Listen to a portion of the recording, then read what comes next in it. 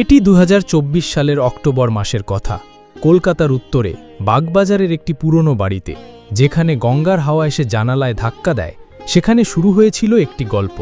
এটি সোহিনী বন্দ্যোপাধ্যায়ের গল্প, এক তরুণী যার জীবন ছিল ঐতিহ্য আর সম্মানের বেড়ে জালে আটকা, কিন্তু তার হৃদয়ে জ্বলছিল এক নিষিদ্ধ প্রেমের আগুন। এই গল্পে আছে ভালোবাসা, ষড়যন্ত্র আর একটি অপরাধ, যা কলকাতার সামাজিক ইতিহাসে একটি কালো অধ্যায় হয়ে থাকবে। এই চাঞ্চল্যকর ঘটনাটি তুলে ধরা হলো ক্রাইম ফাইল বাংলার প্রতিবেদনে। চলুন তাহলে শুরু করা যাক আজকের ভিডিও। ২০২৪ সালের অক্টোবরের প্রথম সপ্তাহ, বাগবাজারের বন্দ্যোপাধ্যায় বাড়ি। এই বাড়ির প্রত্যেকটি দেওয়ালে কায়স্থ পরিবারের গর্ব আর ঐতিহ্যের ছবি ঝলমল করছিল। সোহিনী বন্দ্যোপাধ্যায় ২৪ বছরের এক তরুণী, এই বাড়ির মেয়ে। সে সদ্য স্নাতক হয়েছে কলকাতা বিশ্ববিদ্যালয় থেকে ইংরেজি সাহিত্যে, কিন্তু তার মন ছিল অন্য জগতে। তার ফোনে লুকিয়েছিল রঞ্জিত মাহাতোর মেসেজ, একজন ২৫ বছরের যুবক যে তাদের বাড়ির ড্রাইভার ছিল। রঞ্জিত অনুসূচিত জাতির সদস্য এবং সোহিনীর পরিবারের কাছে তার প্রেম ছিল অকল্পনীয়। সোহিনীর মা মঞ্জুশ্রী বন্দ্যোপাধ্যায় একজন কঠোর মহিলা, যিনি পরিবারের সম্মানের জন্য জীবন দিতে পারতেন। তিনি সোহিনীকে বলেছিলেন, রাজত বন্দ্যোপাধ্যায়ের সঙ্গে তোর বিয়ে ঠিক হয়েছে। ও একজন কায়স্থ, ভালো চাকরি করে, কলকাতার শ্যামবাজারে ওদের নিজের বাড়ি। এর চেয়ে ভালো সম্বন্ধ আর হয় না। সোহিনী মাথা নিচু করে শুনত, কিন্তু তার মন ছিল রঞ্জিতের কাছে। ২০২৪ সালের ১৫ অক্টোবর, হাওড়া ব্রিজের কাছে একটি ছোট চায়ের দোকান। সন্ধ্যের আলো ম্লান হয়ে আসছিল। সোহিনী এবং রঞ্জিত গোপনে দেখা করেছিল। রঞ্জিত বলেছিল, সোহিনী, আমরা পালিয়ে যেতে পারি, দার্জিলিং, সিকিম, যেখানে তুমি বলবে। কিন্তু সোহিনী জানত তার পরিবার তাকে কখনো ক্ষমা করবে না। কায়স্থ পরিবারের ইজ্জত ছিল তাদের কাছে সবচেয়ে বড়। সে বলেছিল, রঞ্জিত, আমি এই বিয়ে থেকে মুক্তি চাই, কিন্তু পালিয়ে গেলে আমার বাবা মা আমাদের ছাড়বে না। তখনই সোহিনীর মনে জন্ম নিয়েছিল এক ভয়ঙ্কর পরিকল্পনার বেড়ে জাল। সে ভেবেছিল, যদি রাজত না থাকে তাহলে সে মুক্ত হতে পারে। আর রঞ্জিত, যে তাকে ভালোবাসত, সে প্রস্তুত ছিল তার জন্য যে কোনো ঝুঁকি নিতে।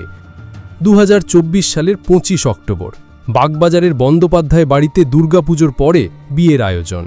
গায়ে হলুদের রঙিন পরিবেশ, শাঁখের আওয়াজ আর অতিথিদের হাসি মুখ। সোহিনী একটি লাল বেনারসি শাড়িতে সেজেছিল, কিন্তু তার চোখে ছিল শূন্যতা। রাজত বন্দ্যোপাধ্যায় ২৮ বছরের এক সুদর্শন যুবক, একটি বহুজাতিক কোম্পানিতে ম্যানেজার। সে সোহিনীর দিকে হাসি মুখে তাকিয়েছিল, কিন্তু সোহিনীর মন ছিল অন্য কোথাও। পুরোহিত যখন বললেন, এই শুভ মুহূর্তে রাজত এবং সোহিনী বিবাহবন্ধনে আবদ্ধ হলেন, তখন অতিথিরা হাততালি দিয়েছিল।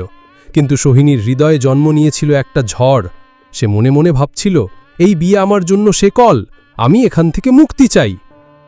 ২০২৪ সালের ২৮ অক্টোবর, দার্জিলিং।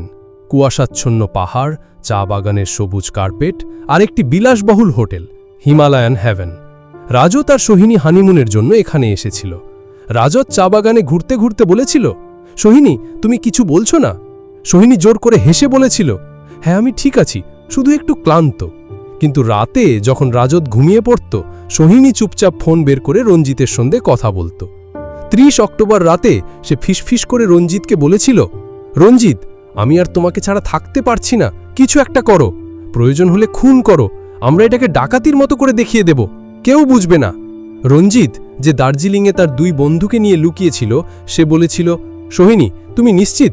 এটা খুব বিপজ্জনক। কিন্তু সোহিনী দৃঢ় ছিল। ২০২৪ সালের ৩১ অক্টোবর, রাত ১১টা, দার্জিলিংয়ের টাইগার হিলের কাছে একটি নির্জন পাহাড়ি রাস্তায় রাজত এবং সোহিনী চা বাগান থেকে ফিরছিল। তাদের গাড়ি হঠাৎ থেমে গেল। রঞ্জিত এবং তার দুই বন্ধু, যাদের সোহিনী ভাড়া করেছিল, অন্ধকার থেকে বেরিয়ে এলো। রাজত আতঙ্কিত হয়ে বলল, সোহিনী, এরা কারা? সোহিনী মুখ ফিরিয়ে বলল, রাজত, আমি দুঃখিত। তারপর একটি ছুরির ঝলক। রাজত মাটিতে লুটিয়ে পড়ল। রঞ্জিত এবং তার সঙ্গীরা রাজতের ঘড়ি, মানিব্যাগ আর গাড়ি থেকে কিছু মূল্যবান জিনিস নিয়ে পালিয়ে গেল। সোহিনী কাঁপছিল, কিন্তু তার চোখে কোনো অশ্রু ছিল না। সে পুলিশকে ফোন করে বলল, আমাদের ওপর ডাকাতি হয়েছে, আমার স্বামীকে মেরে ফেলেছে। ১ নভেম্বর ২০২৪, দার্জিলিং পুলিশ স্টেশন।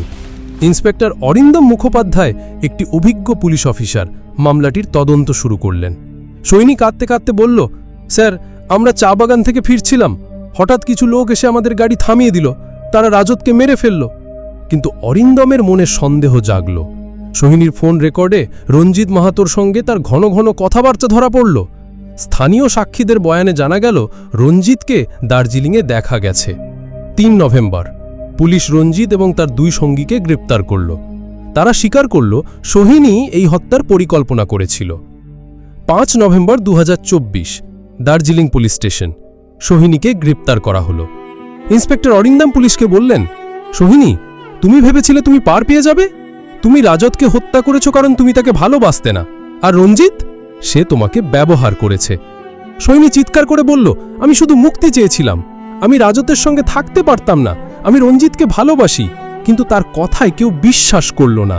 তার পরিবার তাকে ত্যাগ করল। বাগবাজারের বন্দ্যোপাধ্যায় বাড়ির দেওয়ালে আরেকটি কলঙ্কের দাগ পড়ল। ২০২৫ সালের জানুয়ারি কলকাতার আলিপুর জেল।